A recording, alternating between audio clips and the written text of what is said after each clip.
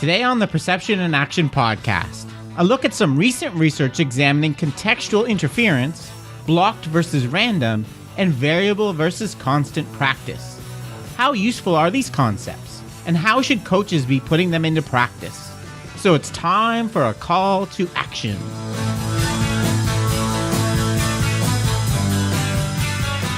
Hi everyone, this is Rob Gray from Arizona State University and PerceptionAction.com. Welcome to the Perception and Action podcast, where I discuss how psychological research can be applied to improving performance, accelerating skill acquisition, and designing technologies. In today's episode, another look at the issues of variability of practice and contextual interference. What does the latest research have to say about how they should be incorporated into practice?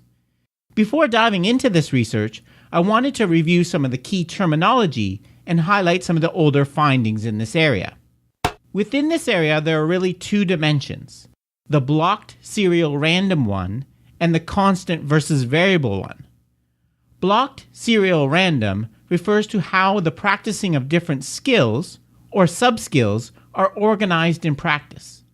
So, for example, if you want to practice chipping, putting, and long irons in the same golf session, or shooting, passing, and dribbling in basketball, or hitting, fielding, and base running in baseball.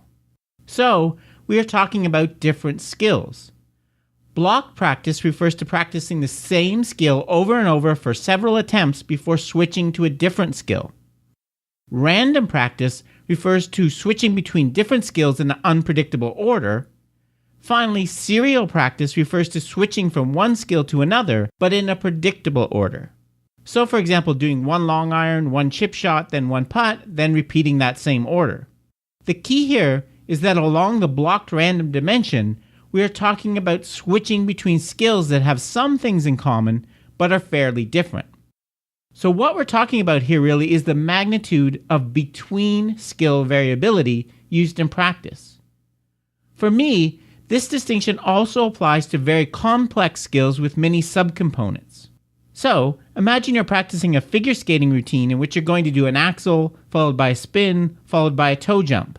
If you keep practicing this routine over and over, this is not really blocked practice, because there are actually three fairly different sub-skills involved. It's really serial practice, practicing different skills in a predictable order. Same goes for doing something like a complicated skateboard trick. The traditional finding with regards to the blocked serial random dimension, as first shown by Shea and Morgan in 1979, is that block practice tends to lead to faster skill acquisition and better performance in practice in the short term, while random practice leads to better long-term learning, specifically performance is better in retention, and most importantly, at transfer tests, where the athlete is asked to perform a skill under conditions that were not part of the original practice. The main mechanism that has been proposed to explain these findings is contextual interference. Think about a soccer player switching between practicing corner kicks and a penalty kick. Both of these skills involve fairly similar components: a run-up, planting one foot, swinging the other foot, contacting the ball, etc. But there's some important differences between them, such as how far and high the ball travels, the intent of the strike, etc. When we alternate between things that are similar but different, it can cause interference, particularly when we're first learning a skill. For example, when a young soccer player learns how to plant their foot and swing their leg to take a corner, it's highly likely that this movement pattern will creep in when they practice a penalty kick because they're so similar. Based on traditional motor program schema theory of motor control, this interference has been proposed to be beneficial for two different reasons. First is the elaboration hypothesis proposed by Shea and Morgan in 1979. The idea here is that by alternating between skills in a random practice design, you get a better opportunity to compare and contrast them. So in my soccer example, in random practice, the athlete gets a better opportunity to learn the relationship between changes in their movement patterns, for example, where they plant their foot, and the resulting outcome, where the ball goes. This is thought to lead to the development of more elaborate motor programs, instead of just discrete ones for specific skills. Because the athlete that does random practice better learns the relationship between movement parameters and performance outcomes, they would be better able to perform in a transfer condition. For example, executing a free kick at an intermediate distance. The second mechanism that has been proposed to explain the benefits of contextual interference is the forgetting reconstruction hypothesis, proposed by Lee and Magil in 1983. The idea here is that if you force an athlete to switch between skills in a random practice design, they will essentially have to forget what they learned about skill A to be able to get rid of the interference so that they can perform skill B. They will then have to reconstruct the movement solution when they try skill A again. So, the idea here is that random practice makes an athlete more capable at building and rebuilding action plans. To complete this kind of mini review, let's look at the constant versus variable dimension. This refers to how the practicing of the same skill under different conditions is organized in practice. So, for example, doing putts from different distances in golf or batting against different pitch speeds in baseball. Constant practice refers to performing the skill with the same conditions over and over for several repeats. For example, batting against a pitching machine with the same speed setting.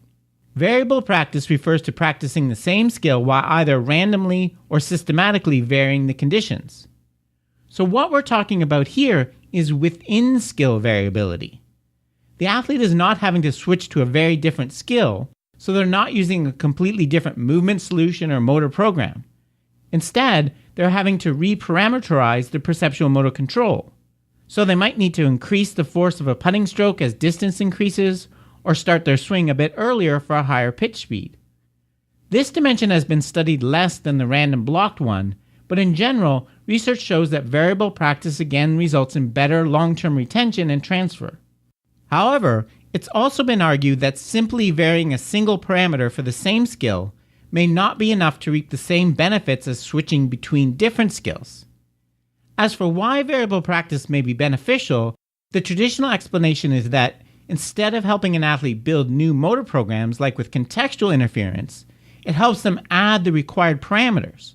For example, specific temporal, spatial, and force values to each motor program that is already developed.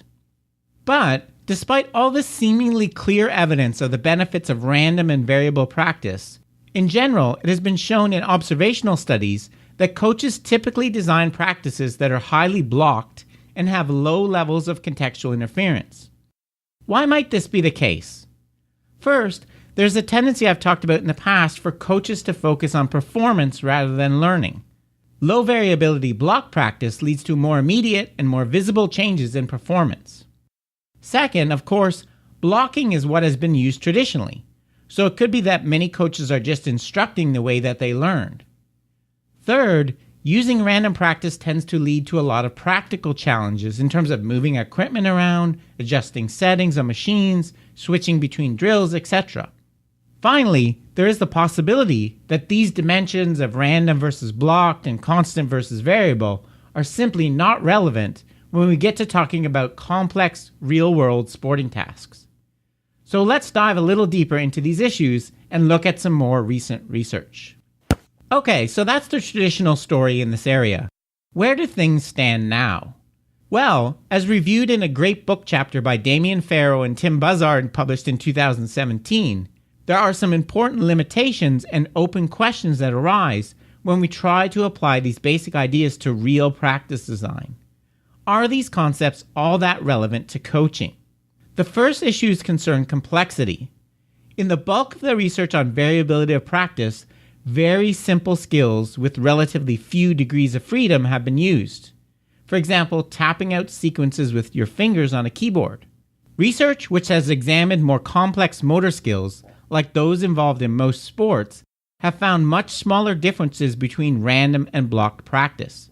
For example, in the meta-analysis conducted by Brady in 2004, the average effect size found in basic laboratory research studies was 0.57, while it was only 0.19 for applied research, for example, that has looked at practicing tennis strokes. A related issue is that laboratory research has used mostly closed skills, where there are little or no external stimuli, for an example, an opponent that could distract a performer or which they have to respond to and make decisions upon. The final issue concerns the level of challenge with many of the laboratory tasks used in these studies.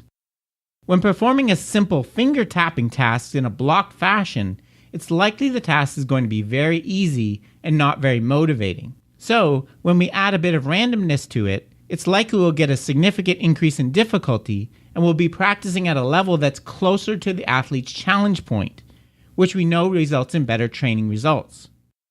For a complex sports skill, like serving a tennis ball, it's not that easy to adjust difficulty, especially for a novice, because the skill is pretty high in difficulty to begin with. In this situation, adding too much randomness in practice may be detrimental because it may be too difficult for the performer.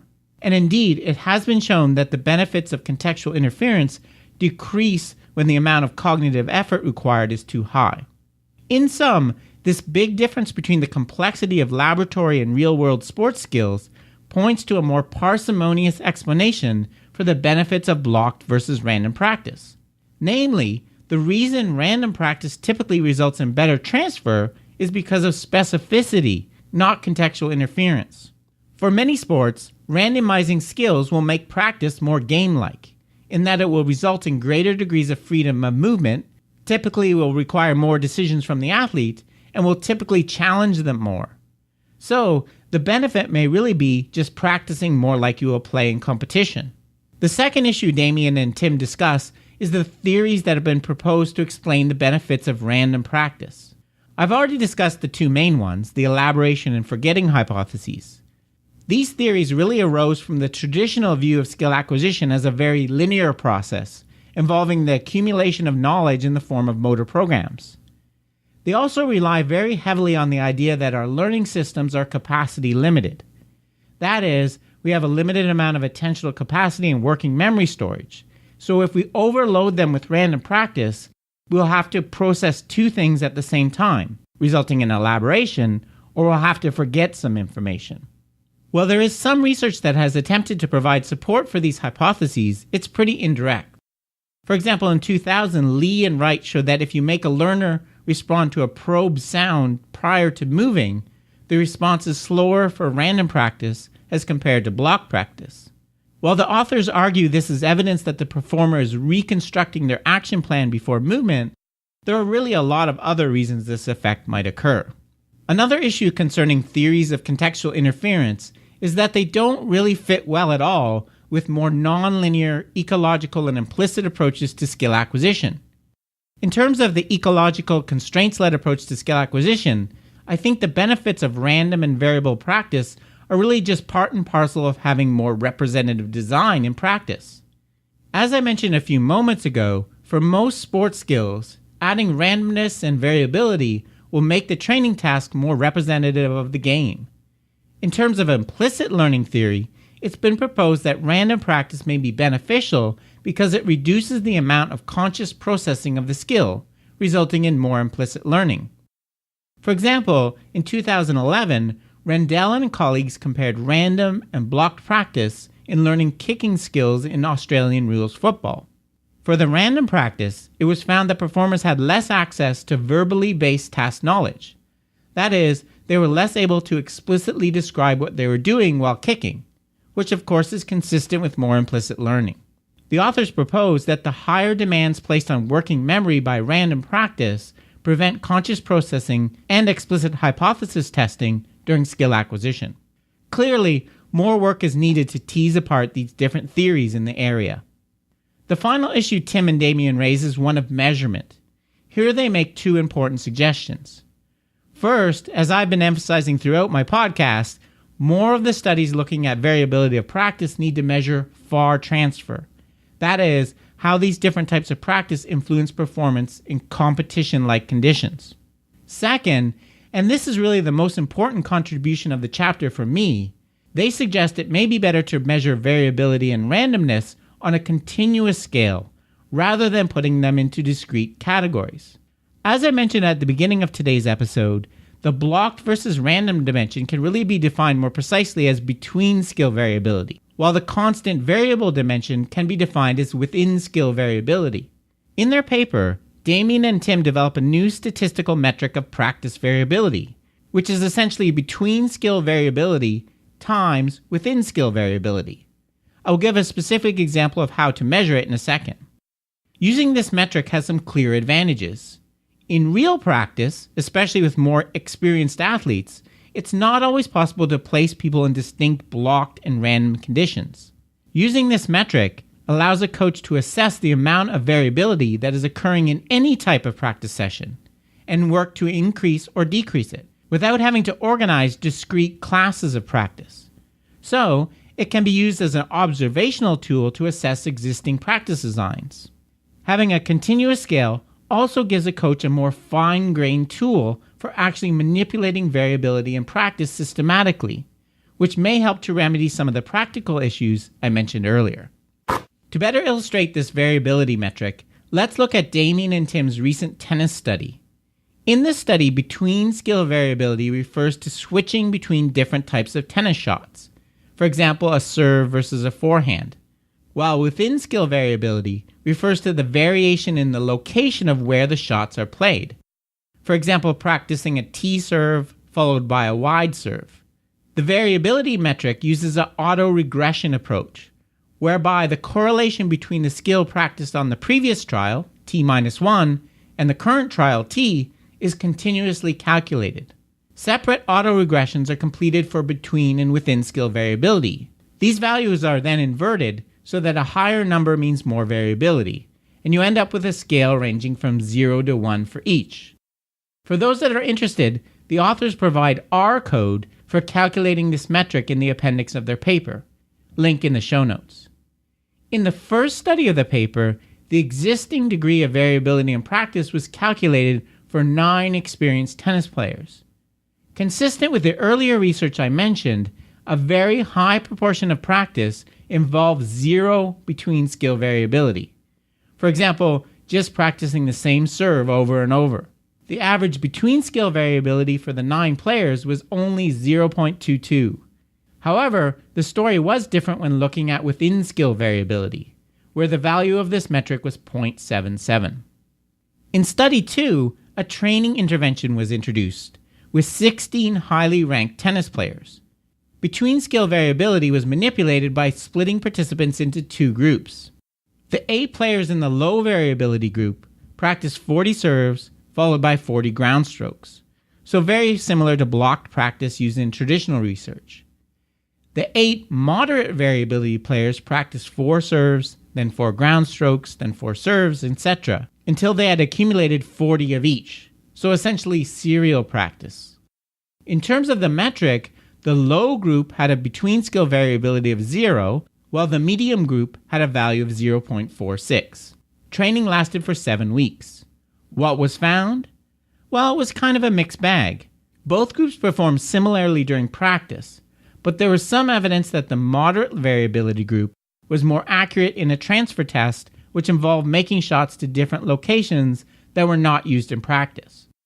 But there was also some evidence that the low variability group served with a higher velocity.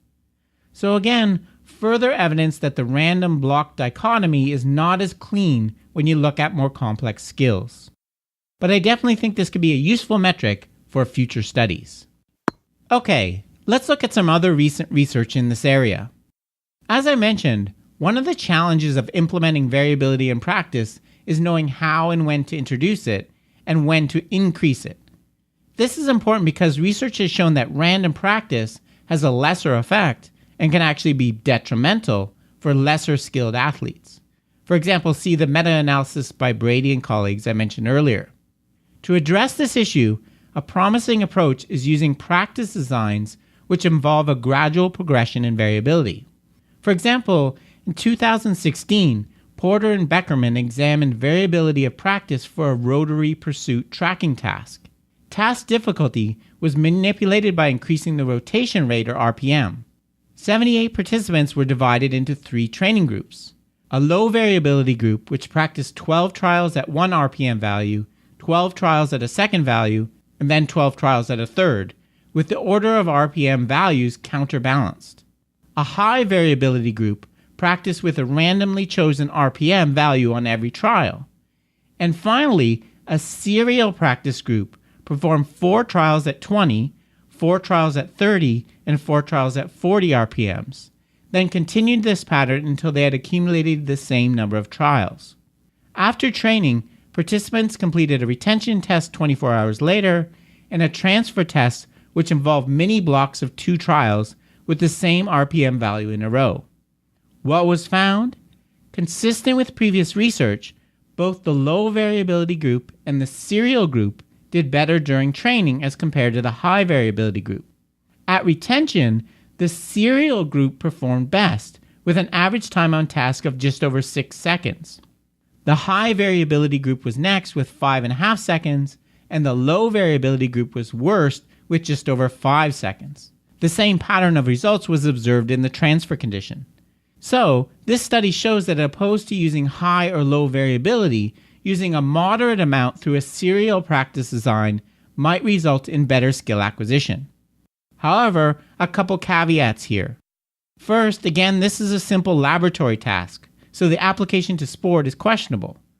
Also, and this applies to a lot of research in this area, the choice of the number of repetitions in a block that counts as random or variable or serial seems to be pretty arbitrary. For example, is switching to a new RPM value every 4 blocks really high variability? Doesn't matter how big the shift is. A much better way to classify this would be to use the metric developed by Buzzard and colleagues I mentioned earlier.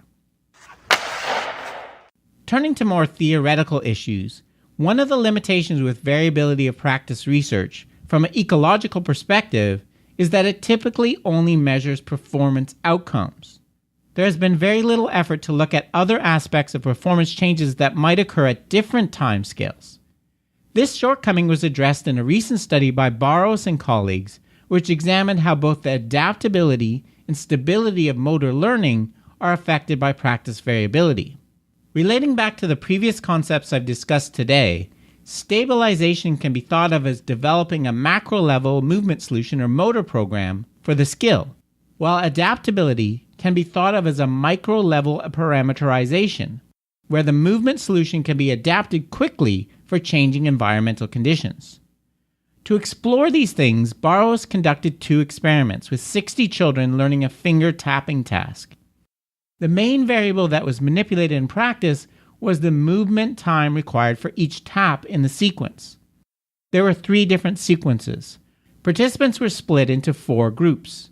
A constant group only practiced sequence 1. A random group had to perform a different sequence chosen randomly on every trial. The next 2 groups are really the interesting ones. A constant 2 random group did the first half of practice only doing sequence 1. Then they switched to doing the 3 sequences randomly on each trial. Finally, a random to constant group did the opposite. That is, they started with random movement times and then just finished doing sequence 1. After training, all 4 groups performed the task with a new set of movement times. It was predicted that the constant 2 random group would do the best because this structure of practice would facilitate stabilization during the constant part of training, followed by adaptability during the random part. What was found? The prediction was not really supported, as all groups performed equally well in the transfer test. However, there were distinct differences in how and when the movement pattern was adjusted, which depended on the practice schedule that was used. In particular, it was found that the processes of stabilization and adaptability didn't follow simple sequential linear patterns, where stabilization always occurs first, then adaptability follows.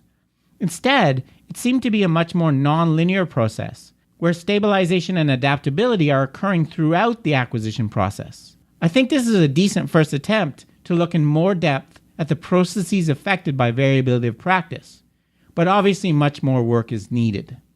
Switching to a very different theoretical viewpoint, Fazeli and colleagues recently investigated how the mental representations an athlete develops depend on the schedule of practice.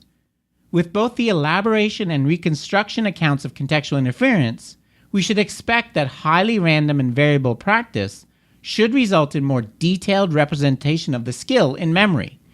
To assess this, the authors used a technique called the structural dimensional analysis of mental representations, developed by Shack in 2004. This technique involves presenting an athlete with a set of basic action concepts, or BACs, that describe specific parts of the skills.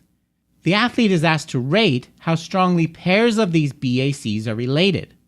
For example, for golf, BACs might be things like the following: shoulders parallel to the target line, align club face square to the target line, grip check, rotate shoulders through the ball, decelerate club.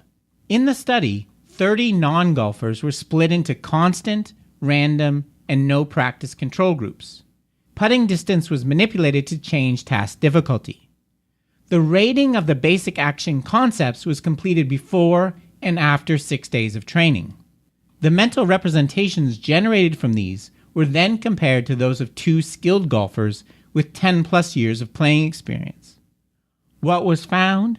First, in terms of putting performance, the classic variability of practice effect was found.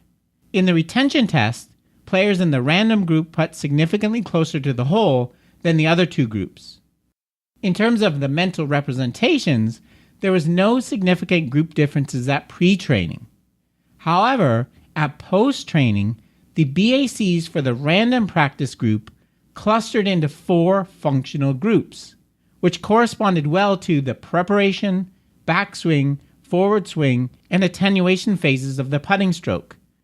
For the constant practice group, the BACs clustered into only 2 functional groups, while for the control group, there was no clear structure at all.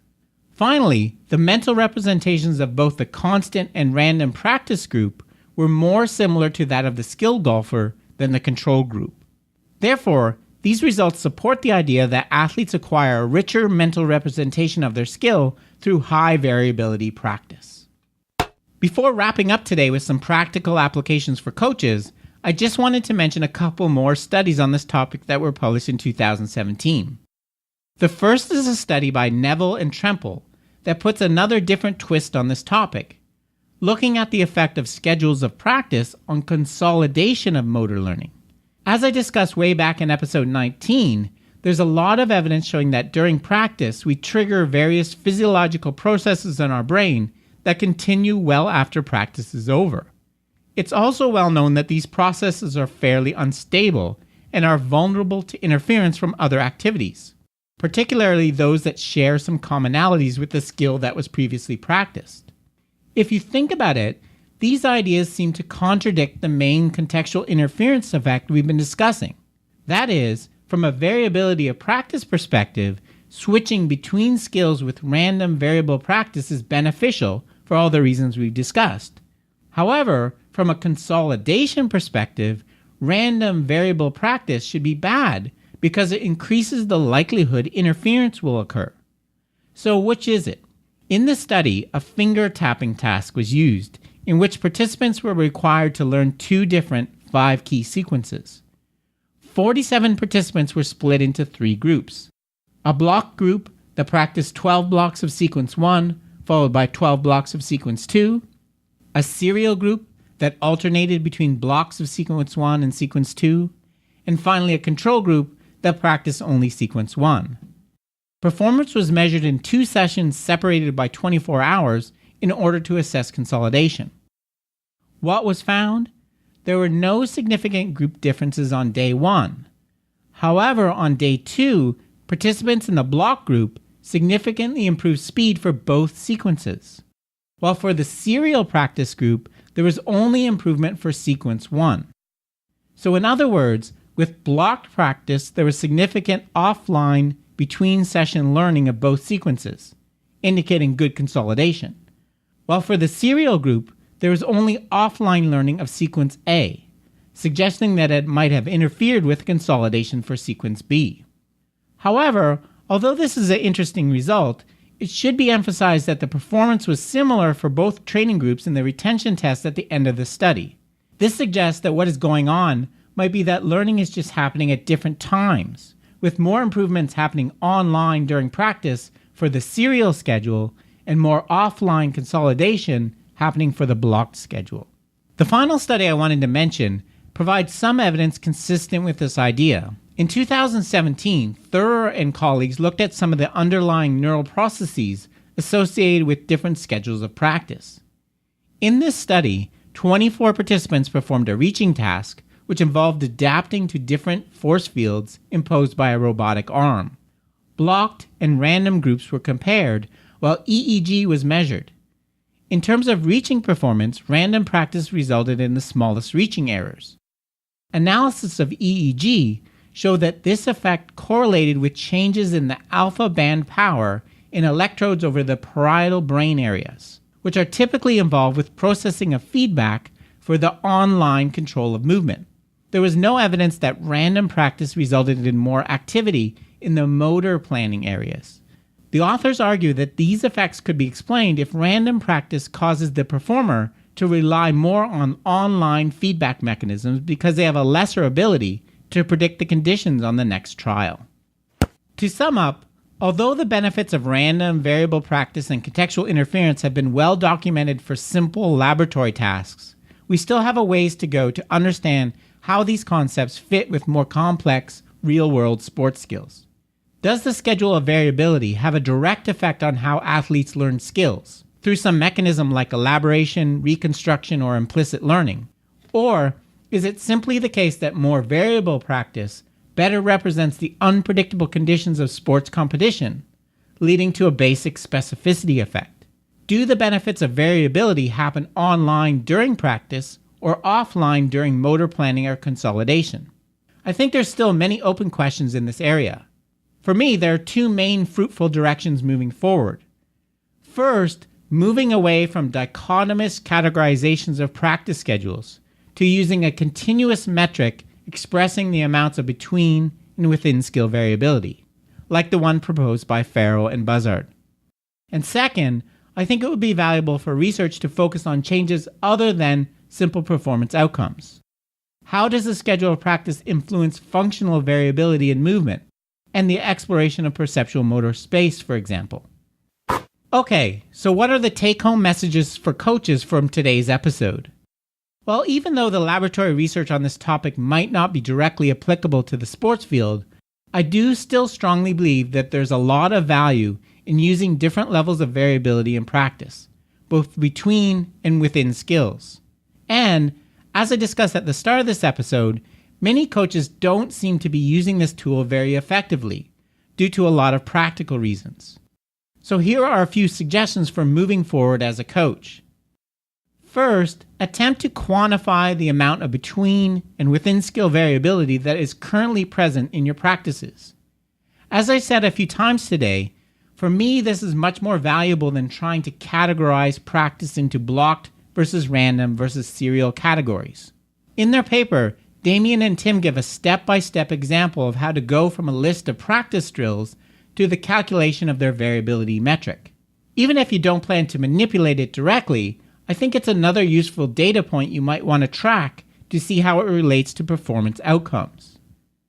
Second, get creative with methods for adding variability to your practices, instead of worrying about just blocking or randomizing things. Vary the number of reps completed before an athlete moves to another station. Vary speed, vary starting conditions, targets, distances, etc. All of these things add up to increase between and within skill variability. Third, use manipulations of variability which are focused on particular aspects of movement you want the athlete to explore and expand, while holding other things at low variability levels. Not everything has to be changing at once. Fourth, consider progressively increasing between and within skill variability in practice, preferably on the basis of some measure of performance. Research has shown that this can be a very effective way to support both stabilization and adaptability in skill development. Finally, consider the amount of variability that is naturally present in your sport. Sports which have a high amount in competition should have a higher amount in practice. For example, if you're developing speed in a football running back who is always reacting to changing environments, you need to have a higher level of variability in practice as compared to training speed in a sprinter. Okay, that's it for today's episode. Remember, you can contact me at robgray@asu.edu or follow me on Twitter at ShakyWeights. And to find out more about the podcast, please check out perceptionaction.com. This is Rob Gray from ASU. Cheers for now, and keep 'em coupled. gone through St. Louis.